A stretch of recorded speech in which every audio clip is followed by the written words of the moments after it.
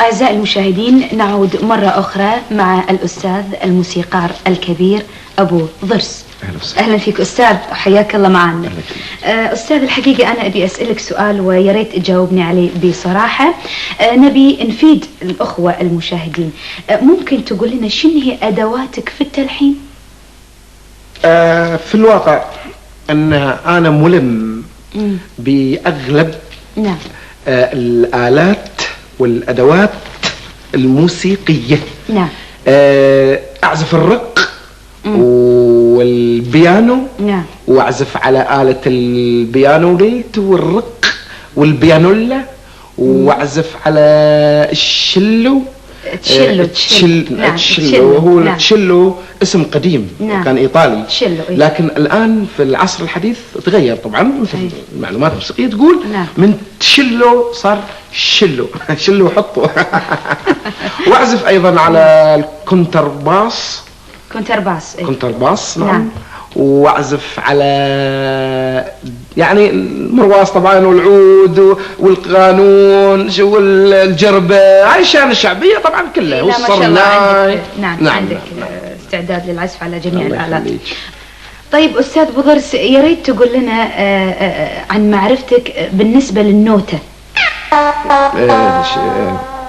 طبعا بالنسبة للنوتة، أنا دارس النوتة تمام، وأعرف النوتة من أولها لتاليها. نعم. لا عارفة يعني كل السلم الموسيقي. نعم. السلم الموسيقي. نعم. أعرف يعني تقولين أطلع عليه. نعم. وأنزل نزول صح وطلوع صح بدون ما يعني بدون ما أغلط. طيب. نعم. حقيقة أستاذ أبو ضرس، من خلال يعني هذه المعرفة الموسيقية الجيدة حقيقة اللي أنت تتمتع فيها، أستاذ أبو ضرس، نعم. نبي نعرف آخر أغنية كانت لك حتى نقدمها هدية للسادة المشاهدين. والله الهدايا وايد وأنا حاضر للإخوان المشاهدين، لكن آخر أغنية الحقيقة عندي هي أغنية ذات قيمة كبيرة. وهي أظن سجلتها في التلفزيون، اسمها بط بط بط بط بط بوطي قوطي حبيبي قوطي.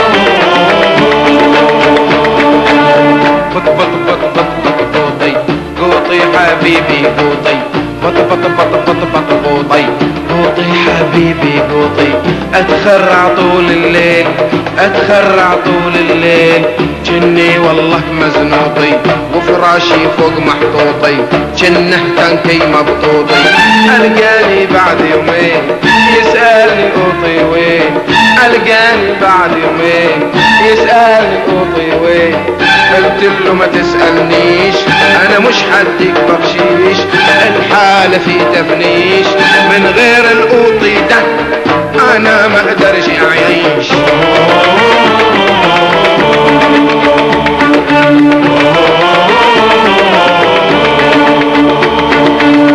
بط بط بط بط بط قوطي قوطي حبيبي قوطي بط بط بط بط بط قوطي قوطي حبيبي قوطي، اتخرع طول الليل اتخرع طول الليل، جني والله مزنوطي وفراشي فوق محطوطي، كنه تنكي مبطوطي، القاني بعد يومين يسألني القوطي وين، القاني بعد يومين يسألني القوطي وين، قلت له ما تسألنيش انا مش حديك بخشيش، الحالة في تفنيش من غير القوطي ده انا ما اقدرش اعيش.